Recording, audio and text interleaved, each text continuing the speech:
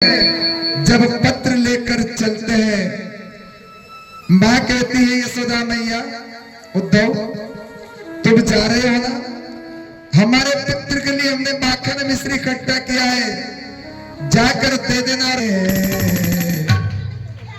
तो डूब के मर जा रे चुल्लू भर पानी में, तो डूब के मर जा रे चुल्लू भर पानी में, तो डूब के मर जा रे चुल्लू भर पानी में, तो डूब के मर जा रे चुल्लू भर पानी में। ना राम राम ली लो, ना कृष्ण नाम ली लो, ना राम राम ली लो, ना कृष्ण नाम ली लो,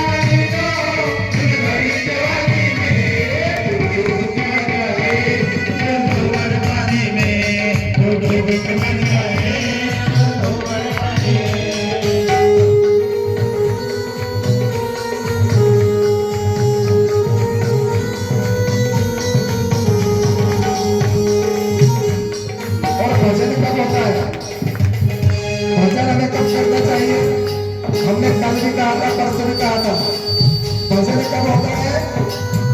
भजन करो मस्त जवानी में बुढ़ापा किसने देखा है? भजन करो मस्त जवानी में बुढ़ापा किसने देखा है? भजन करो मस्त जवानी में बुढ़ापा किसने देखा है? भजन करो मस्त जवानी में बुढ़ापा किसने देखा है?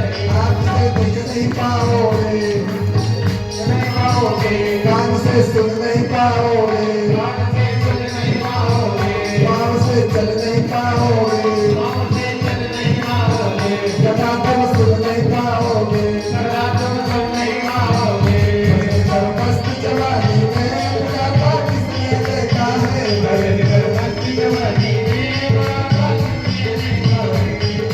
मस्त जवानी में बुढ़ापा किसने देखा है?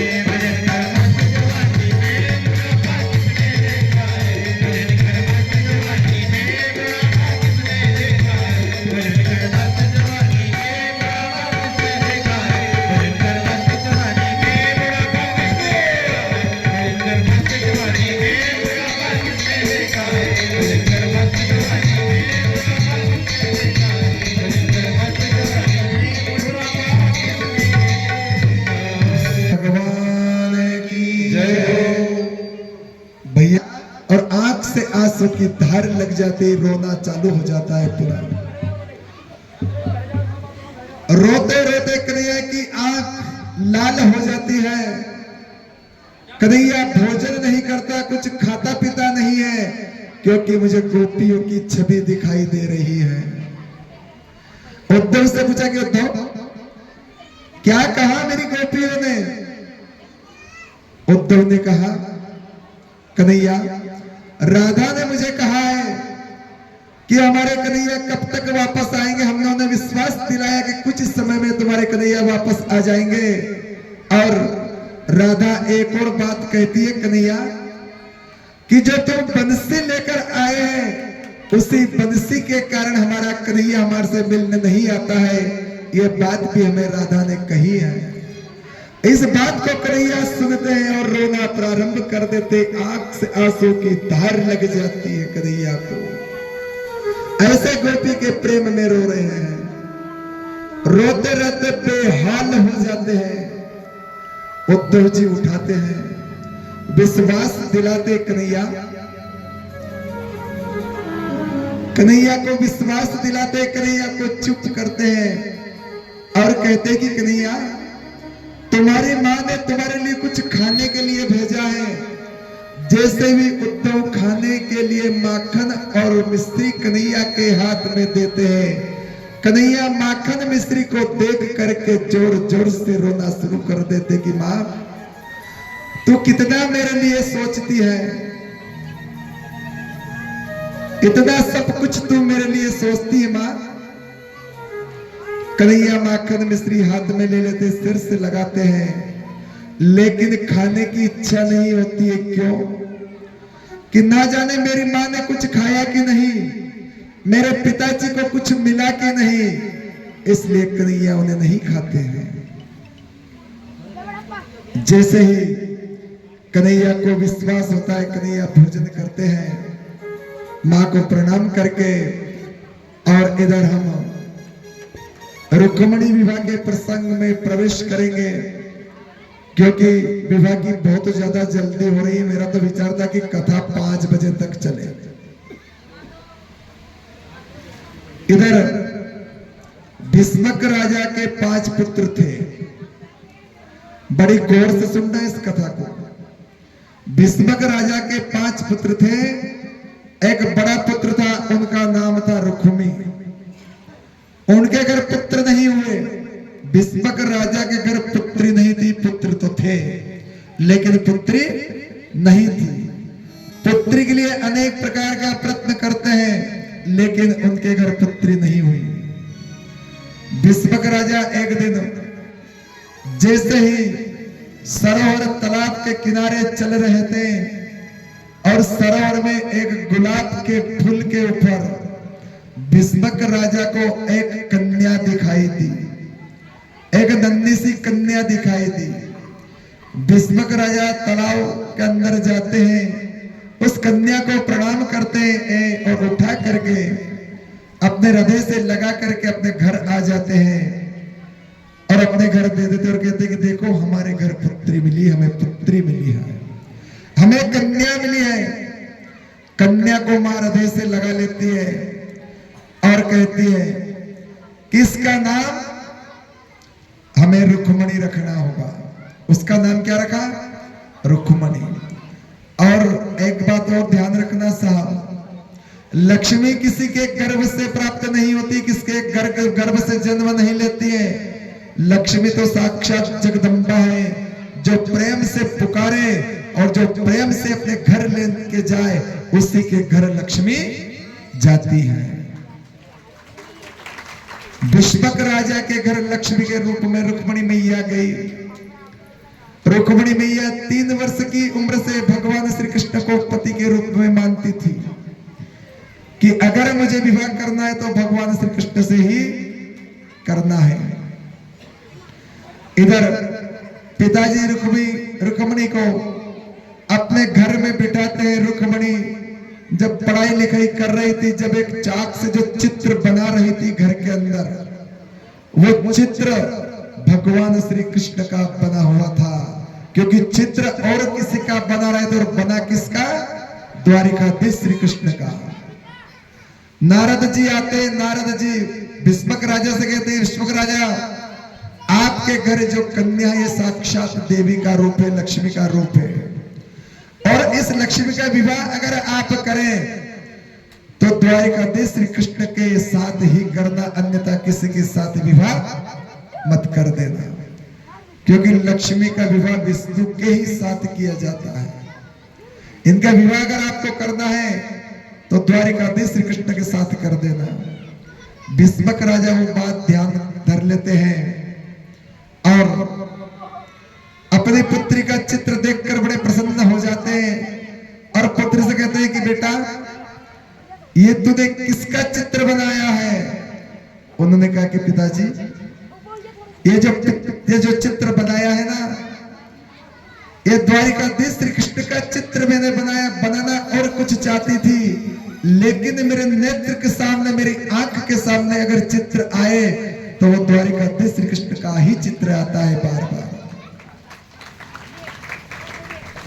उन्होंने कहा कि पिताजी 3 वर्ष की उम्र से मैं भगवान श्री कृष्ण को पति के रूप में चाहती हूं, अगर आप मेरा विवाह करें तो भगवान श्री कृष्ण के साथ ही कर देना, वरना मेरा विवाह मत करना।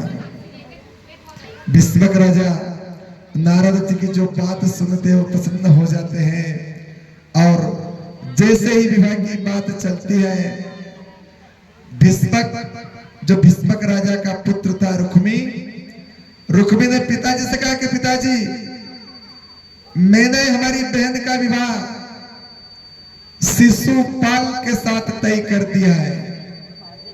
जो शिशुपाल है ना, शिशुपाल के साथ हमारी बहन का विवाह हमने तय कर दिया है। भीष्मक राजा कहते हैं कि बेटा मैंने मेरी पुत्री का विवाह भगवान श्री द्वारिकाधीश कृष्ण के साथ तय कर दिया। पुत्र ने कहा कि नहीं पिताजी ऐसा हो नहीं सकता, मेरी बात का सवाल है। और साहब जिसके घर में अगर पुत्र की चले तो पिताजी उनके सामने क्या करेंगे? जिसके घर में पुत्र की चलती है उनके सामने पिताजी चुपचाप खड़े हैं। और भीष्मक ने कहा कि पिताजी आप रुक्मी को समझा देना कि वरमाला अगर ये डाले तो शिशुपाल के गले में डाले, अन्यथा अनर्थ हो जाएगा। यह बात रुक्मणी मैया को पता चला। रुक्मणी मैया रोना चालू कर देती और अपनी भाभी के समीप जाती और भाभी से कहती है कि भाभी देखो भैया ने मेरा विवाह शिशुपाल के साथ तय किया है, मैं विवाह नहीं कर सकती, चाहे मेरे प्राण चला जाए लेकिन मैं विवाह नहीं करूंगी। भाभी ने समझाया उन्हें कि इसकी चिंता आप मत करो, सब द्वारिकाधीश श्री कृष्ण के ऊपर छोड़ दो। देखो साहब, एक बार क्या हुआ, हमारे द्वारिकाधीश श्री कृष्ण ऐसे हैं कि जो प्रेम से पुकारे उनके घर दौड़ते हुए चले जाते हैं। जो द्रौपदी थी ना, द्रौपदी दुर्योधन की भाभी थी, आप सबको पता होगा, दुर्योधन की भाभी। लेकिन जब द्रौपदी कि लाज का समय आया, वस्त्र निकालने का समय आया, उस समय द्रौपदी की रक्षा करने के लिए कोई नहीं गया था। सबको पुकारा, कुटुंब को पुकार रहे, परिवार को पुकार रहे, कोई रक्षा करने के लिए नहीं जाते। उस समय रक्षा करने कौन जाता है?